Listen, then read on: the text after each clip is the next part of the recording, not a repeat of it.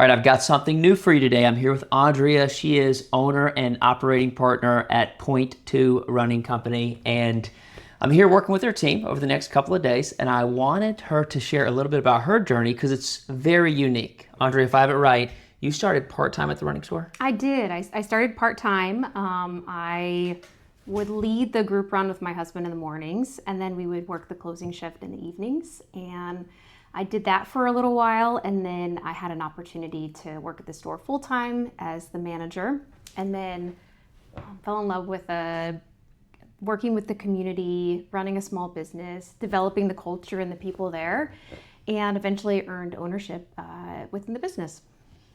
Look, see, so you can work your way through. Reminds me a lot of my Roadhouse story, starting at the entry level and then working your way through.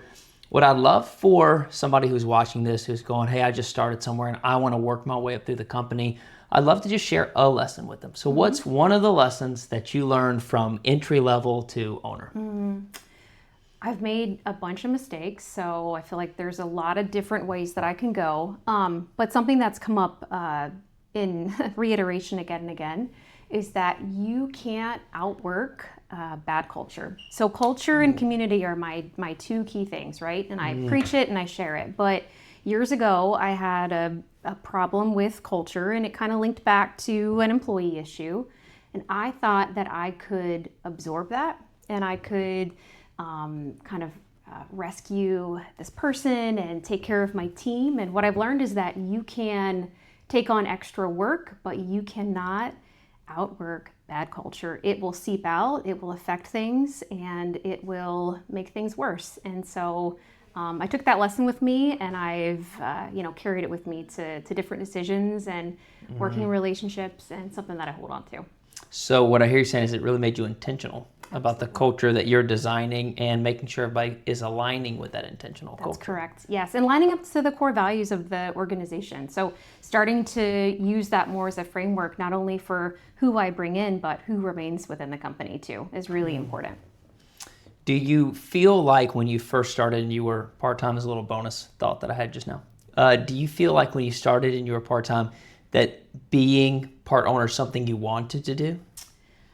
I was really intrigued by it. At first, I didn't know that it was a possibility, but I feel like I would like to think that I led in a way that showed that I desired ownership and that I took things on and tried to view them through the lens of like, whose money am I spending, and treating it as my own in the decisions that I made and the way that I approach things. So now you're in charge of shaping the culture, Yes. but then you're in charge of participating in the culture. Yeah. What do you think one or two things that you did when you were participating in the culture led you to where you are today? That's good. I think trying to problem solve is something, because you're trying to create an environment where people can ask questions and raise their hand when something isn't right. And so trying to problem solve, trying to be encouraging and lead in a way that I try to lead with kindness. So I want people to feel like they can approach me with anything that they might need and know that I care, come from a place of care. So probably those are a couple of things that maybe I did right at the beginning. So there you go. Whether you're shaping the culture or participating in the culture and you want to work your way up through the company, Andrea just gave you some nuggets to work with. Thanks for tuning in today. We will see you tomorrow.